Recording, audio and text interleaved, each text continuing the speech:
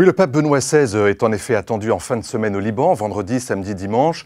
Il est très attendu, d'abord parce qu'on le connaît, le pape Benoît XVI, c'est maintenant un vieux monsieur, 85 ans, c'est donc assez courageux de sa part de se rendre sur un terrain aussi sensible.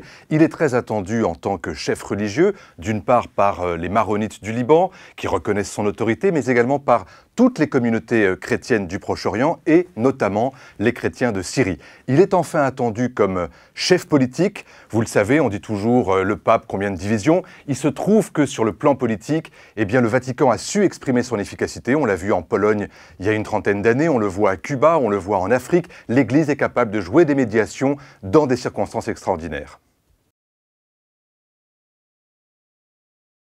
Changer les choses, c'est difficile. En revanche, dire des choses importantes, c'est capital. Que va-t-il dire? Il va dire d'abord aux chrétiens du Liban d'essayer, si possible, de rester à l'écart du conflit syrien qui s'exporte sur le sol libanais.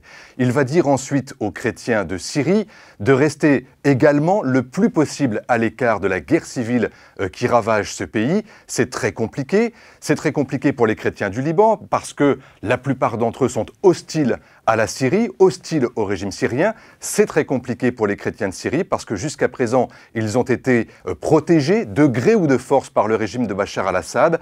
Et donc, on voit bien à quel point cette situation est très compliquée pour le pape Benoît XVI.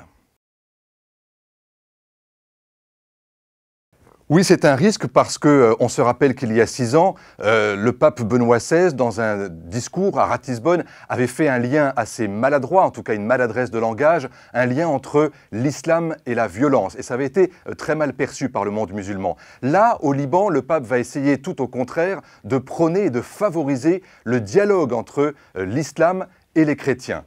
On sait aussi que le pape voudrait exprimer un langage de paix, c'est épouvantablement compliqué. On sait également que le pape, sur le plan politique, veut montrer que les chrétiens sont hostiles à la dictature, à la tyrannie, et qu'il préférerait avoir un système qui soit démocratique et qui protège les droits des minorités, mais sans tomber pour autant dans le confessionnalisme ou dans le communautarisme, parce que c'est bien ça, il le sait, qui a miné cette région depuis plus de 40 ans. Il y a eu 2 guerres déjà au Liban, dont une entre les chrétiens eux-mêmes, et donc son langage, c'est d'essayer de faire en sorte que l'apaisement revienne dans cette région si compliquée.